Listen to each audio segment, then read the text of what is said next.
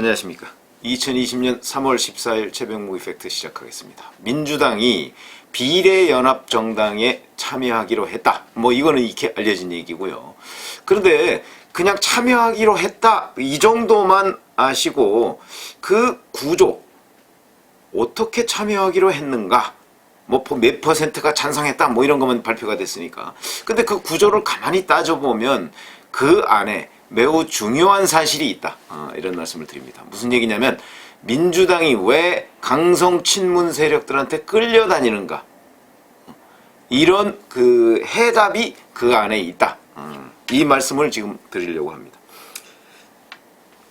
우선 그 민주당이 전당원 투표를 하는 경우는 꽤 있습니다. 이번이 네 번째라고 하는데 가장 가깝게는 작년에 한 적이 있습니다. 그러니까 올해 총선 공천 룰과 관련해서 신인한테 몇 가점을 얼마를 주고 여성한테 얼마를 주고 하는 그런 공천 룰을 확정하는데 그걸 전당원 투표를 통해서 했습니다. 그 결과는 어떻게 되냐면 작년 6월 28일과 29일 이틀에 걸쳐서 했는데 그 당시에 권리당원이 56만 3,150명이었습니다.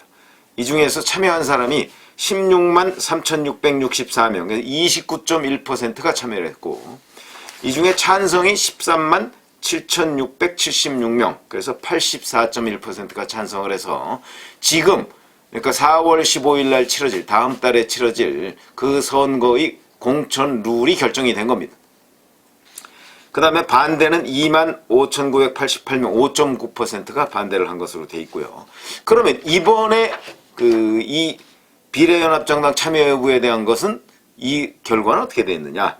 우선 투표는 아시다시피 3월 12일 오전 6시부터 13일 오전 6시까지 24시간 동안 이루어졌고, 이제 권리당원이 많이 늘은 것으로 돼 있습니다. 56만 3,150명에서 78만 9,896명으로 돼 있습니다. 그래서 여기에서 이제 참여한 사람이 몇 명이냐면 24만 1,559명, 30.6%가 참여를 했습니다. 30.6%. 이 중에 찬성이 17만 9,096명, 74.1%고요. 반대가 6만 2,463명, 그래서 25.9%가 반대를 했습니다.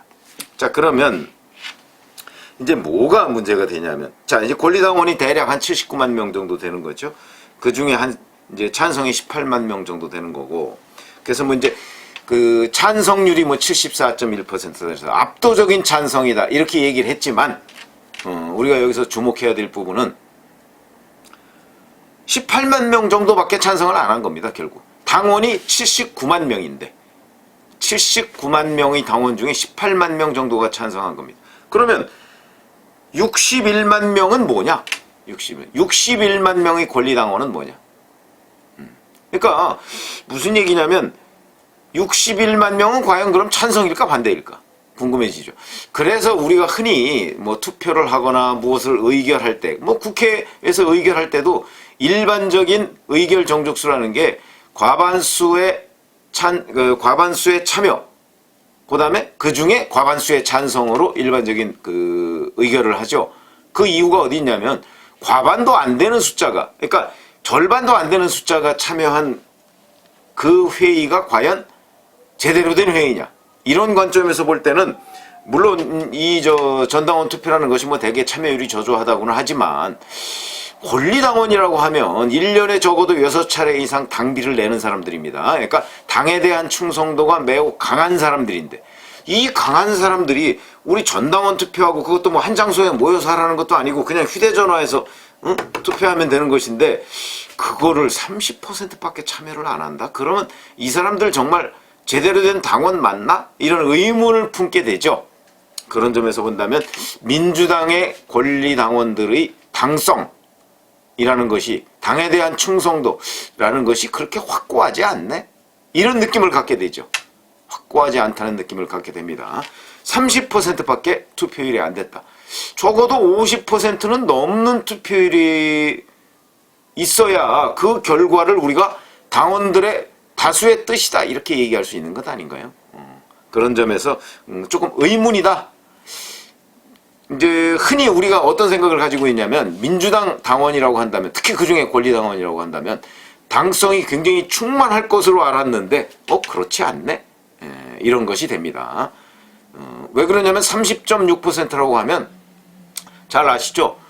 4.15 총선 투표율이 얼마나 될까요? 아마 50% 중후반 정도 되지 않을까요? 그러니까 일반 국민들의 투표 참여 의지보다도 못한 겁니다. 이게. 당비를 낸다고 하는 사람들인 권리당원들의 투표율이 좀 이상하지 않습니까? 그런데 절반도 안 된 사람들이 하여튼 투표에 참여했다. 그래서 결국은 민주당의 당론이라고 하면서 전당원 투표를 통한 결론이라고 하면서 실질적으로는 18만 명 정도가 찬성하고 61만 명 정도는 아예 투표를 안 한 이런 결과를 낳았다. 이상하죠? 이상합니다. 제가 봐도 이상합니다. 이 정도로 투표율이 낮나 하는 생각이 듭니다. 뭐 미래통합당의 경우엔 전당원 투표라는 그런 제도가 없어서 그런데 미래통합당도 만약 전당원 투표를 하면 이 정도밖에 투표율이 안 될까? 좀 의문이 생깁니다. 자, 우선 이렇게 투표를 하는데 여기에서 우선 설문 자체도 약간 부적절했습니다. 더불어민주당이 민주진보개혁진영의 비례연합정당에 참여하는 것에 대해 어떻게 생각하십니까? 라고 질문을 했습니다. 자, 우선 민주진보개혁진영이라는 것 자체가 굉장히 찬성을 유도하는 그런 용어죠. 민주개혁진보. 아이고, 왜 이렇게 수식어가 많은지 모르겠습니다. 그 다음에 비례연합정당인데 이게 과연 비례연합정당이냐? 비례민주당 아니냐? 여기에 대해서도 논란이 있을 수 있습니다. 지금 비례연합정당이라고 하는 것에 우리가 참여하겠다라고 하는 건 민주당하고 미래당밖에 없습니다. 녹색당 아직 논란 중이고요. 그 다음에 민생당 아직 논란 중이고 정의당은 참여 안 하겠다고 일단 공표를 해놓은 상태고 그렇기 때문에 미래당 잘 아시고 의석 하나도 없는 정당입니다.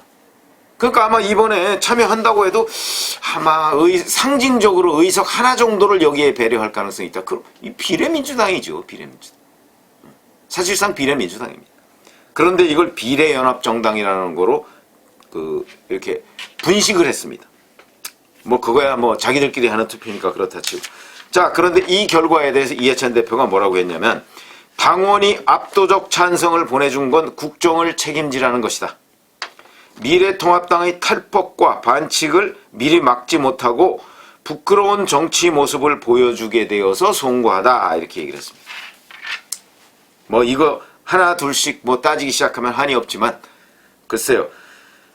미래통합당이 미래한국당을 만든 것은 왜 만들었죠? 4+1이라는 어디에도 없는 그런 체제를 가지고 범여권을 만들어서 선거법은 여야가 반드시 합의 처리해야 된다는 기존 전통을 깨고 그걸 밀어붙였기 때문에 그에 대한 그러니까 경기 중에 갑자기 규칙을 바꾼 거 아니겠습니까? 그러면 경기를 포기하든가 아니면 그 규칙을 따라야 되는 게 원칙이죠.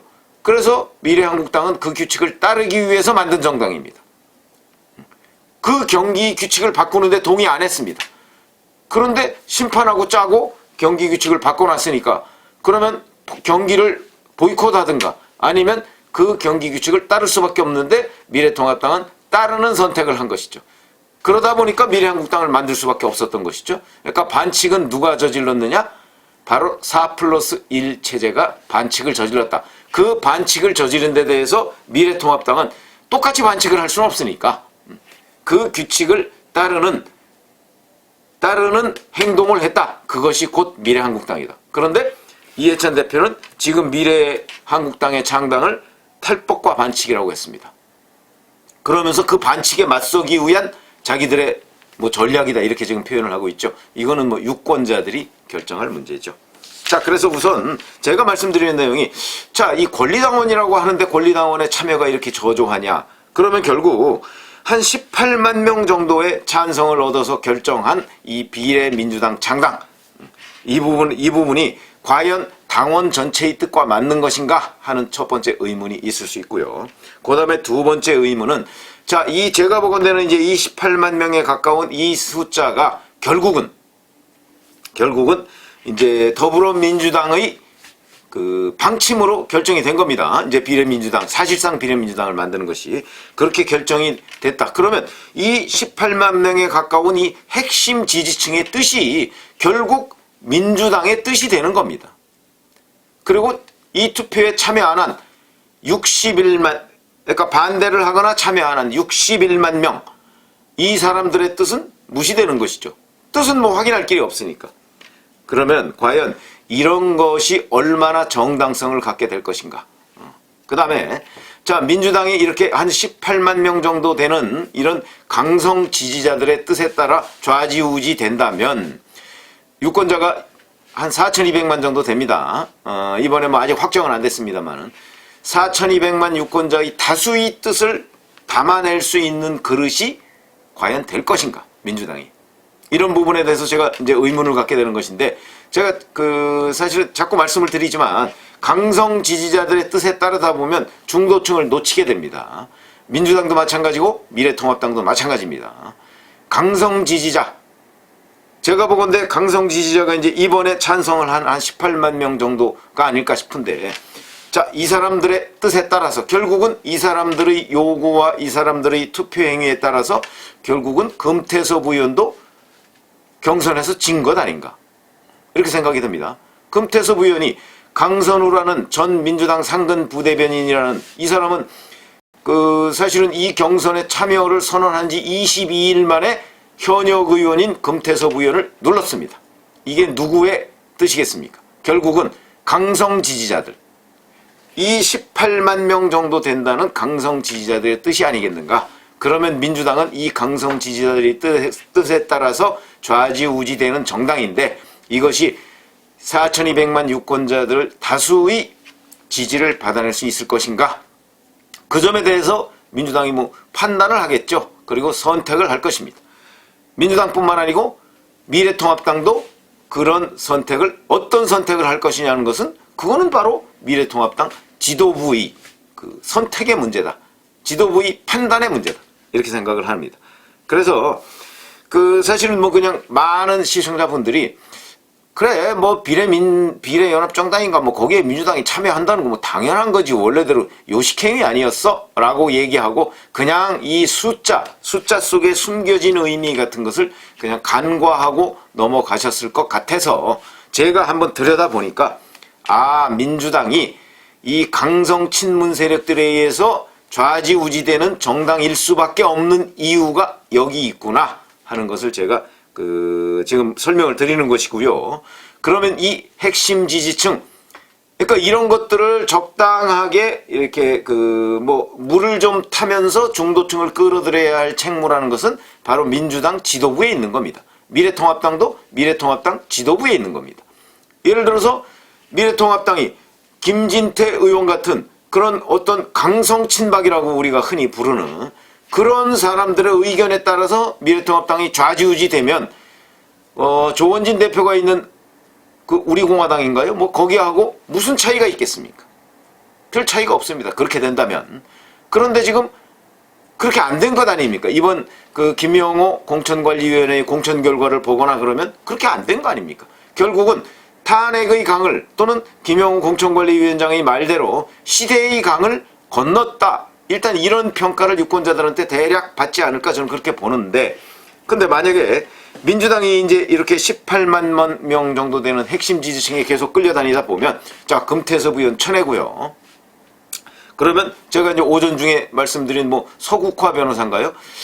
아마 중앙의원 상대로 투표를 하기 때문에 중앙의원은 권리당원보다 훨씬 더 핵심 지지층입니다. 아마 서국화 변호사 거기서 순번을 정하게 되거든요. 순번이 뒤로 확 밀릴 가능성이 있습니다. 그렇게 되면 결국 서국화 변호사도 내친 그런 모양새가 되는 것이죠. 자, 이렇게 일종의 자기들하고 조금 색깔이 다르고 뭔가 좀 성향이 좀 다르다, 틀리다가 아니고 다르다, 이런 사람을 계속해서 내치면 이제 친문 순혈주의가 되는 것이죠. 그 친문 순혈주의를 주도하는 것은 바로 18만 명의 정도에 육박하는 이런 핵심 지지층, 거기다가 중앙의원들이다. 이렇게 생각을 된다면, 자, 이렇게 해서 이제 공천이라는 작품을 딱 만들어서 4월 15일 날 국민 앞에 딱 내놓습니다. 4,200만 명 정도 되는 유권자 앞에 딱 내놓고 선택을 해 주십시오 라고 했을 때 어떤 선택을 받을 수 있을 것인가?